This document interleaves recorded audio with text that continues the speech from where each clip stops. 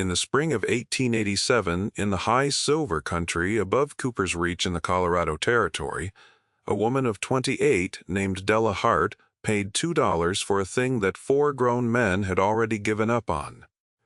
It was a minecart, an ore car of riveted iron and oak planking, rusted the color of dried blood and seized to its own axles, and it sat at the bottom of a played-out drift on the Marigold claim like a tooth no one wished to pull.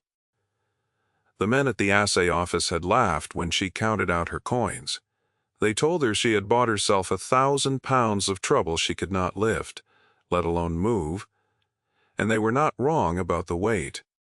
What they did not know, what no one in that town knew, was that the cart had been welded shut at one end by a hand that meant it never to be opened, and that the silence sealed inside it had been waiting 11 years for someone with the patience to listen. This is a story about that patience, and about what it costs, and about what it buys in the end. If it moves you, stay with it to the close, where the cart gives up the last of what it held.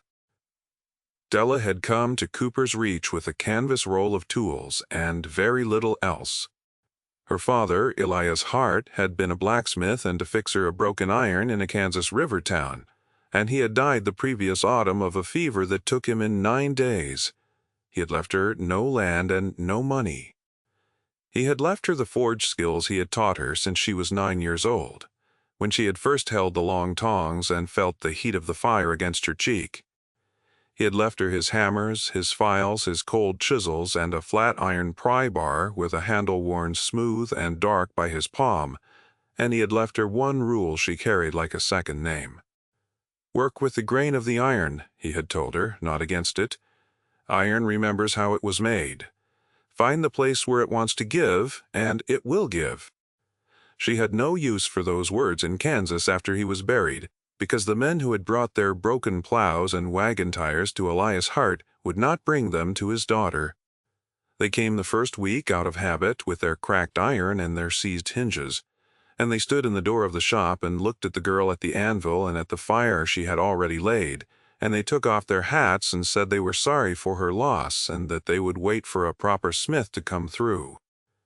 She mended a plowshare for one of them anyway, a neighbor who had known her father 30 years, and she mended it well, better than her father might have on a tired day, and the man paid her and thanked her and never came back. It was not that they thought her work was poor. It was that a woman at a forge was a thing they could not make sit right in their minds, and rather than rearrange their minds, they rearranged their custom and took it 12 miles down the river to a man half the smith her father had been.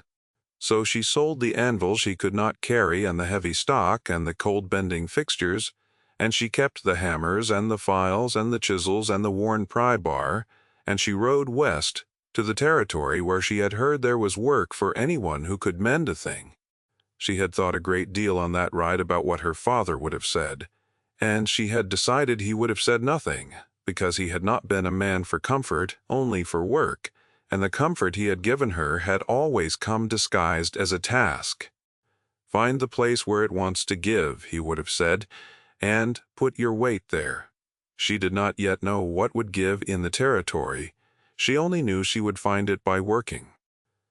What she found in Cooper's Reach was a silver town past its best years, a single crooked street of frame buildings going gray, a stamp mill that ran 3 days a week instead of 6, and a played-out hillside stitched with abandoned claims.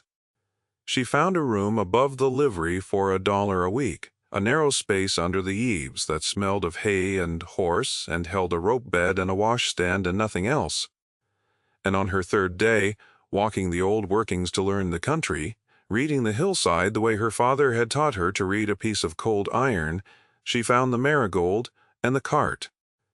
The Marigold had been a small claim, worked and abandoned, and worked again over the years by men whose names the town had mostly forgotten.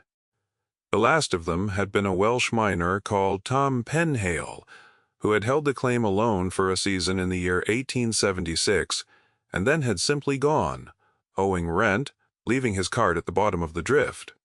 That was the story the liveryman told her, the only story anyone seemed to have. Penhale had been a quiet one, the man said, kept to himself, talked to no one, and one morning he was not there and never came back. Folks figured he had jumped his debts and lit out for the Nevada strikes. The cart had sat ever since. Della went down into the drift with a lantern the next morning and looked at the cart for a long time before she touched it.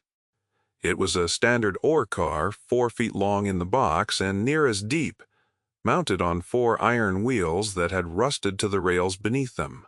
The wood of the box had silvered and split. The iron had bloomed with rust in 3 colors: the orange of new oxide, the dark brown of old, and a strange green-black scaling low on the welded end where water had stood. And it was the welded end that made her set down her lantern and crouch and bring her face close. An ore cart is built to dump. The whole purpose of the thing is that it tips and empties and is filled again. This one had been altered. Someone had taken sheet iron and riveted and then welded a false wall across the dumping end, sealing the box into a closed chest. The work was rough, but it was strong. The work of a man who knew a forge and meant the seal to hold. Della ran her father's pry bar along the welded seam and felt where the metal had been worked. And she understood 2 things at once. The first was that a man does not seal an ore cart shut for no reason. The second was that whatever reason he had taken it with him when he went, and it had been sitting in the dark of this drift for 11 years. She paid her $2 to the territory recorder the following Monday, because the Marigold had reverted for unpaid assessment, and the cart went with the ground. The recorder, a thin, dry man named Aubrey, took her coins and made his joke about the 1,000 pounds of trouble, and the 2 miners loafing by his stove laughed along. Della folded her receipt and put it in her satchel and said only that she would manage. She did not tell them about the welded end. She had learned in Kansas that a thing you mean to do is best done before it is announced. What she meant to do was open the cart, not move it, open it. And to do that, she first had to free it from the rails it had rusted to, and bring it up the drift to where she could work it in daylight, and that labor alone took her the better part of 2 weeks. The wheels were the worst of it. 11 years of standing water and mineral seep had fused the iron wheels to the iron rails until they were very nearly one piece of metal. Della crouched in the lantern light and studied the seized wheels for the better part of a morning before she lifted a single tool, because her father had taught her that the man who understands a problem before he strikes it will save himself 3 days of striking. She saw that the rust had grown thickest where the wheel flange met the railhead, a hard scale of red and brown laid down one wet season at a time, and she saw that the bearings beneath were what truly held the old grease gone to a black varnish that gripped the axle like a fist. Force would only snap her bar or split a wheel. Heat was the answer, the slow argument with the iron that her father had spent his life making. She did not try to break the wheels free by force, because force was not what Elias Hart had taught her. She built a small charcoal fire in an iron bucket and fed it with a length of pipe she breathed through to raise the heat, and she laid the bucket close against the first seized bearing and let the iron drink the warmth until it could hold no more. Then she quenched it with cold water from her canteen, and the metal hissed and cracked and shed a fine rain of rust scale, and she heated it again. Over and over she did this 3 days of it, kneeling on the wet stone of the drift floor with the smoke stinging her eyes, working the heat into the seized metal and letting the cold split the rust along the lines where 2 kinds of iron had grown unwillingly into one. She talked to it sometimes low and even, the way her father had talked to a stubborn weld, not because she believed the iron heard her, but because the talking kept her own patience steady through the long, cold hours. On the 3rd day the near wheel turned a 1/4 inch under her bar and shed a flake of rust the size of her palm, and she sat back on her heels in the lantern light and let herself feel, for the first time since Kansas, that her hands still knew what they were for. It was a small thing, a 1/4 inch of motion, in a wheel no one else in the county thought worth turning. But she had learned at the forge that all large things are made of small motions patiently repeated, and that the quarter-inch was the whole of the work in miniature, the iron remembering at last that it had once been meant to roll. She freed the second wheel that evening, working by lantern long after the light had gone from the drift mouth, and the rear pair the next day, and by then her method had become a kind of rhythm, fire and water and the steady lean of the bar, so that the fourth wheel gave in half the time the first had taken. Then came the harder labor of bringing the cart up the grade. The drift sloped down at better than 1 foot in 10, and the cart with its sealed iron weight was more than she could push. So she rigged a block and tackle to a timber set deep in the drift wall, a double pulley she had bought second-hand from the stamp mill for $1 and oiled back to life, working the dried grease out of its sheaves with a heated needle and a rag until the rope ran smooth through it again. She set the timber as her father would have set an anvil, square and deep and trusted, because a rigging that fails under load does not fail gently, and she had no one above her to haul her out if the cart came down on her in the dark. Then she hauled the cart up the slope, a hand's breadth at a time, leaning back against the rope until her heels skidded on the wet stone, and after each pull she reset the timber chock behind the rear wheels, so the cart could not roll back upon her while she breathed and found her grip again. It took her 4 days. Her palms blistered the first day, and the blisters broke the second, and the raw skin beneath wept and stung against the rope, and on the third day she wrapped her hands in strips torn from her spare shirt and went on, because a smith who stops for her hands never finishes anything, and the skin would harden if she let it. By the 4th day the skin had gone hard and pale across her palms the way her father's had been, and she looked at her own hands in the morning light and saw his in them. The men who passed the mouth of the drift on their way to the mill watched her at it and shook their heads. One of them, a big man named Coyle who ran a hoist crew, stopped one evening at the drift mouth and stood with his thumbs in his belt and told her plainly that she was wasting her life on scrap iron a junk dealer would not haul away for free. He was not cruel about it. That was the thing Della noted and set aside. He said it the way a man states the weather, certain and unbothered, because to Coyle and to the town the worthlessness of the cart was not an opinion but a settled fact, as plain as the played-out hillside above them. He told her he had run hoists for 20 years and had moved more iron out of these mountains than she would see in a lifetime, and that he knew dead weight when he saw it, and that the only thing sealed in an abandoned ore car was a hernia for whoever was fool enough to dig it out. Then he touched his hat, not unkindly, and went on down to the mill, and Della went back to her rope. Della did not argue with him. She had no breath to spare for argument, and besides, she had begun to suspect he was wrong, in a way she could not yet prove, because as she worked the cart up into the light she had begun to hear it. Not a sound, exactly. A sense. When she rocked the cart with her bar to reset a chock, something inside it shifted, slow and heavy and wrong for an empty box, and it did not slide like loose ore. It moved like a thing that had been packed and wedged and meant to stay where it was put. She brought the cart out of the drift mouth on a Tuesday morning in the last week of April into the thin, bright mountain sun, and for the first time in 11 years the sealed ore car of the Marigold claim stood in open daylight. Della sat down on a stump and looked at it and ate a cold biscuit, and did not open it that day. She had learned patience the way she had learned everything at the forge from a man who would not let her rush a weld. The cart had waited 11 years. It could wait until she had rested her hands and studied the seam and decided where the iron wanted to give.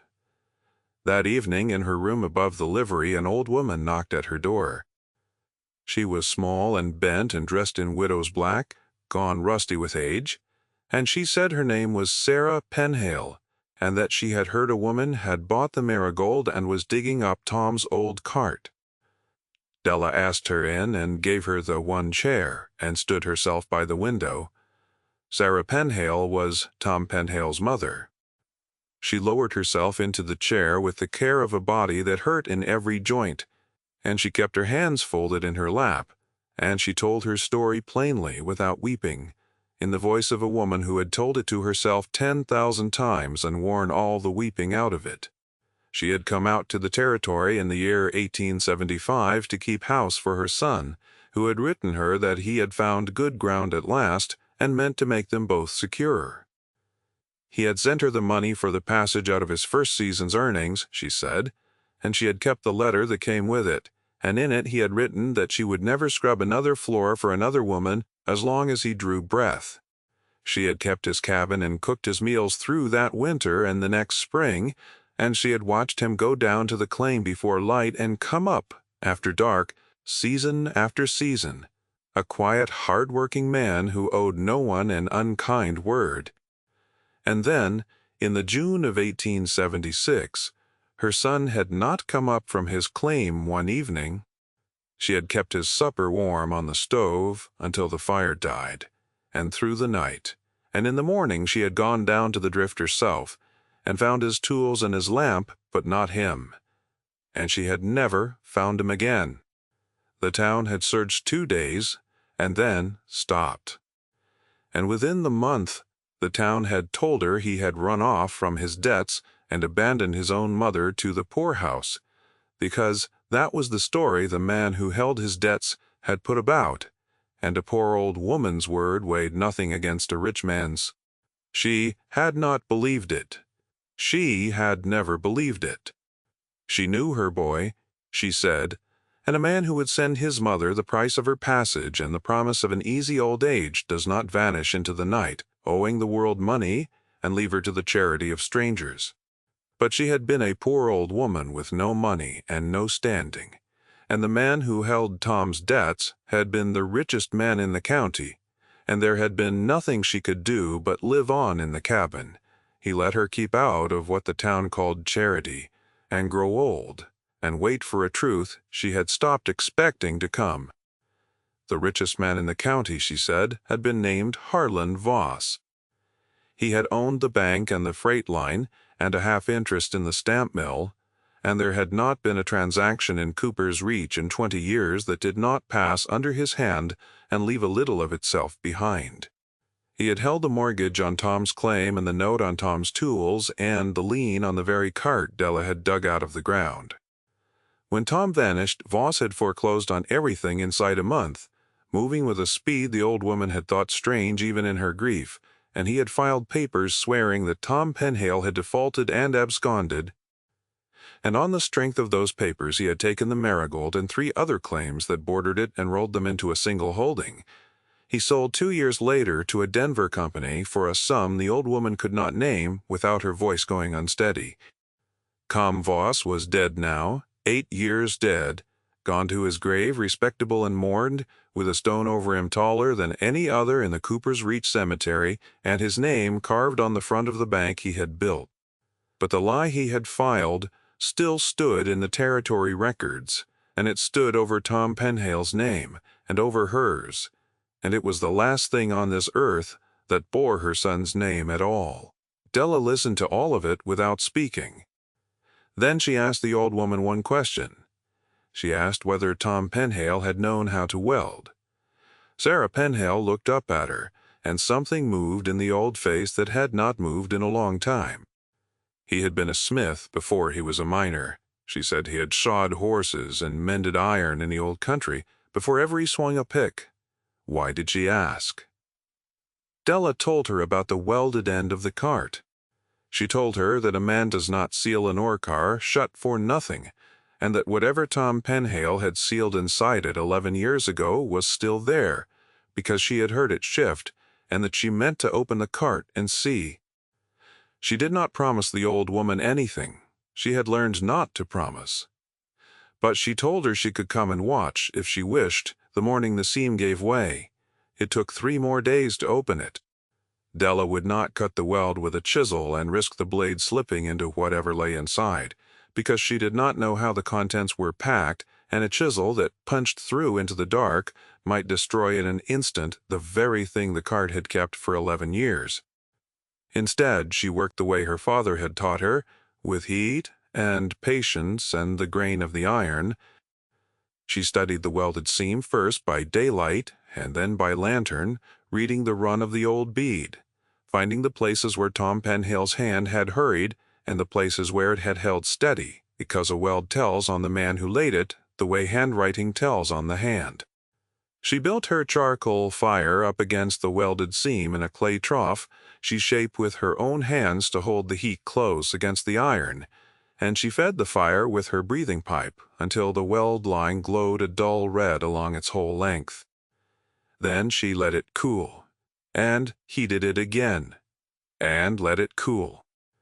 2 days she did this, working the brittleness into the old weld, because heat applied and withdrawn enough times will tire any iron and make short and weary a bead that was laid down strong, and she meant the seam to be tired before she ever set her bar to it. She did not rush it on the second day, though her hands ached to be done, because rushing was the one sin her father would not forgive at the forge, and she could hear him saying, "It's still that the iron will tell you when it is ready and not before, and that a smith who cannot wait for the iron has no business at the fire." On the third morning, the iron was ready. Sarah Penhale sat on the stump in her rusty black with her hands folded, and a small knot of curious men had gathered at a distance, drawn by 3 days of smoke, and the rumor that the strange woman meant to open Tom Penhale's old cart at last. Coyle was among them, standing a little apart with his arms folded. Della paid none of them any mind. She set the edge of her father's pry bar into the heated seam where the bead had run thinnest, and she set her hardened palms upon the smooth worn handle, and she leaned her whole weight upon it, slow and even and without violence, the way she had leaned on the rope in the drift. For a long moment nothing gave. Then the weld let go all at once along its whole tired length, with a sound like a struck bell that rang off the canyon walls and came back to them. Then the false wall fell away against the grass.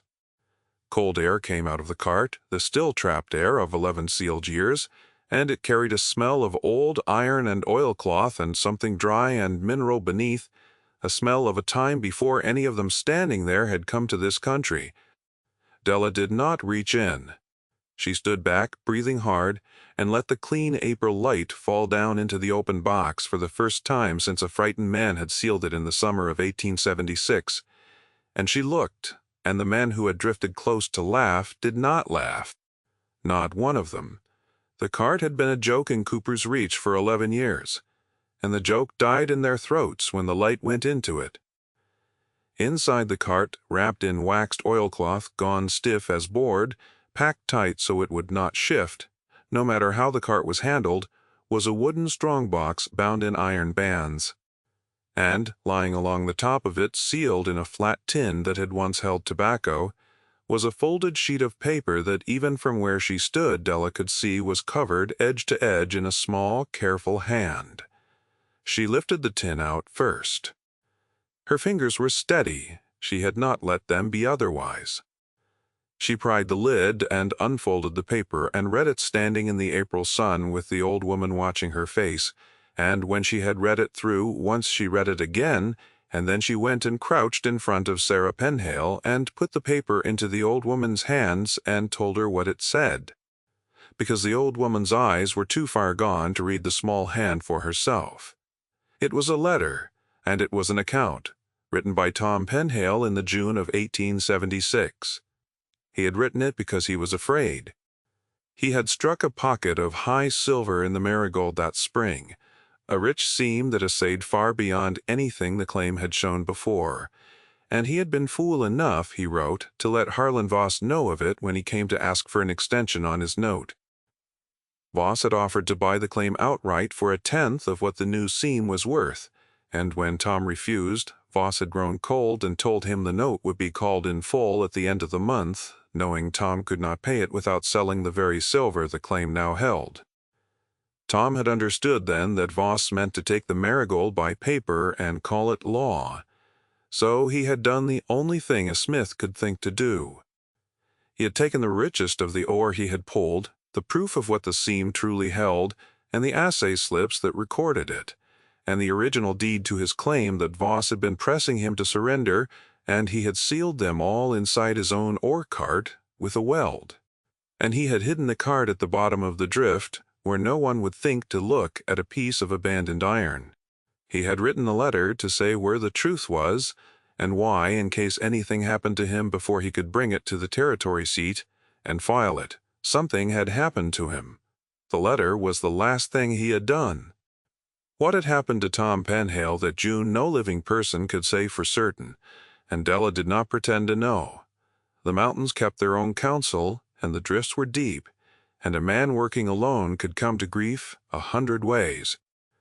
But the letter ended with a line the old woman made Della read 3 times, in which Tom Penhale wrote that if his mother should ever come to read these words, she was to know that he had not run from her, that he had never in his life meant to leave her, and that everything he had sealed in the iron he had sealed for her sake, so that she would not be left with nothing. Sarah Penhale did not weep when she heard it. She sat very still with the paper in her 2 hands, and after a long while she said only that she had always known her boy had not run. The town had told her he ran for 11 years, and she had carried the knowing that they were wrong, like a stone in her chest alone, and now the stone was a different weight. Della stood and gave her the time, and did not crowd her because she understood that some truths are too large to be met with words, and that the kindest thing is silence held alongside another person until the worst of it has passed. The strong box, when Della lifted it out and pried its lid, held what the letter promised. There was high-grade ore, dark and heavy, and threaded with a bright wire silver that only the richest pockets gave up, more of it than she had ever seen in one place. There were the assay slips, 4 of them, stamped and dated in the spring of 1876, recording values that made the loafing men crane their necks. And folded beneath it all, wrapped separately in its own oilcloth, was the original patented deed to the Marigold claim, made out to Thomas Penhale, never surrendered, never sold, bearing a recording date that fell 8 days before Harlan Voss had filed his sworn paper claiming the claim abandoned and in default. 8 days. The deed proved Tom Penhale had held clear title to the Marigold at the very moment Voss swore he had walked away from it. The assay slips proved the claim had been worth a fortune Voss had known of and had sworn was worthless scrap. The letter, in Tom's own hand, named the whole of it. Voss had built his fortune and his good name and his respectable grave upon a sworn lie, and the lie had stood 11 years because the only proof against it had been sealed inside a rusted cart that everyone agreed was not worth the iron it was made of. Della Hart was not a lawyer, and she did not pretend to be one. But she knew what physical truth was worth against a paper lie, because her father had taught her that iron remembers how it was made, and she had come to believe that records do too. She did not go to the men loafing at the assay office, and she did not go to the town that had laughed at her. She wrapped the deed and the slips and the letter carefully, and she took the long stage to the territory seat at the county recorder's, and she laid the whole of it before the clerk of records, a careful old man who put on 2 pairs of spectacles to read Tom Penhale's hand and grew very quiet as he read. Here the story turns, and it turns the way such things truly turn, which is slowly through paper and patience, and not through any single dramatic hour.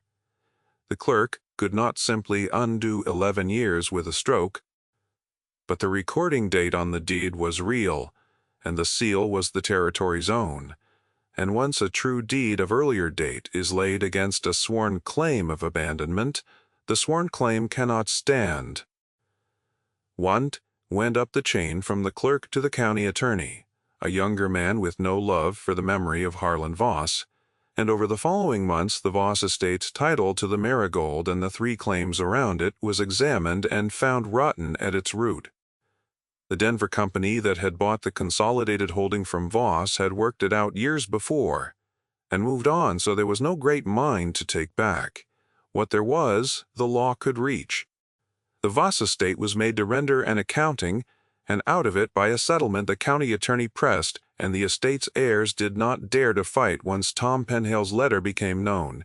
A sum was set aside and paid over to Sarah Penhale as the heir of Thomas Penhale in restitution for the claim her son had been cheated of.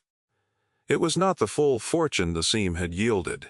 Justice come 11 years late is never the whole of what was taken. But it was enough that the old woman who had been kept all those years on what the town called charity would never want again, and it was paid over her son's name, and her son's name was entered clean in the territory record with the lie struck through beside it. Della took nothing from the settlement. She had not done the work for the settlement. When Sarah Penhale pressed her to take a share, Della told her that she had bought a cart for $2 and gotten exactly what she paid for, which was the chance to use her hands on something that mattered, and that this was more than she had been given in Kansas, and she would not spoil it by selling it. What she took instead, at the old woman's insistence, was the high-grade ore from the strong box, the dark silver-threaded rock that Tom had pulled from the seam. Because, Sarah said, a smith ought to have something of weight to remember the work by, and her boy would have liked that. A smith was the one who freed it. What of the thing got back to Cooper's Reach, as such words do? The recorder, Auberry, who had made his joke about the 1,000 pounds of trouble, did not apologize, because men like Auberry seldom do. But he was seen to take off his hat to Della Hart on the street that summer, which from him was a kind of confession. The big man, Coyle, who had told her she was wasting her life on scrap iron, came to her one evening with a cracked hoist drum he could find no one to mend, and he set it down and said plainly that he had been wrong about her and that he would be obliged if she would look at his drum. Della looked at it. She mended it. She did not say a word about scrap iron, because the work said it for her, and because her father had taught her that a person who must tell you they were right has not yet understood what being right is for. She stayed in Cooper's Reach. The town that ran 3 days a week had need of a smith who could mend the unmendable, and the men who would not bring their broken iron to her in the spring brought it to her by the fall, because a played-out silver town cannot afford its pride for long. And because a woman who could raise a sealed cart out of a drift and read the truth out of it was plainly a woman who could fix a wagon tire. She took the room above the livery for her own and put her forge in the empty stall below it, and she set her father's hammers and files and cold chisels on the wall where she could reach them, and she hung the worn pry bar in the center where it belonged. Sarah Penhale lived 4 more years, secure and unafraid, in a small, clean house Della helped her furnish with the settlement money, and when she died she left Della the one thing she had left to leave, which was the tin that had held the letter. Della kept it on the shelf above her forge. The cart itself she did not sell for scrap, though a junk dealer offered her more for it now that its story was known than she had paid for the whole claim. She had the false welded wall struck off and the box made whole again, and she set the cart in the yard beside her forge, and she planted it with earth, and grew marigolds in it, for the claim and for the old woman and for the man who had sealed the truth inside iron, and trusted that iron would keep it until the right hand came. In the high country summers the flowers burned a bright, hard orange against the rusted box, the brightest thing in the yard, and travelers passing through Cooper's Reach would sometimes ask the smith about the strange planter, the old ore cart full of flowers, and why a working woman kept such a thing.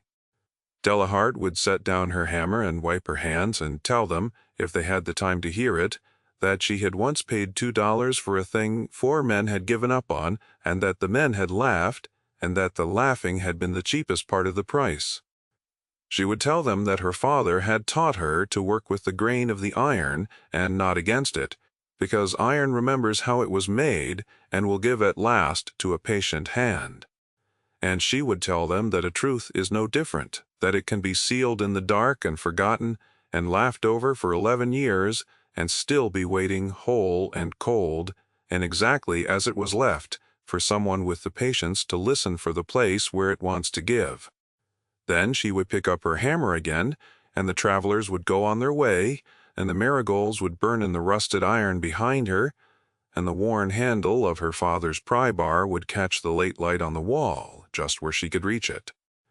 If you have ever known a truth that the world refused to hear and held it alone and waited, I would be glad to know you were here. And if a story of patience and the things buried iron can keep stays with you, there is another like it waiting for whenever you are ready to listen.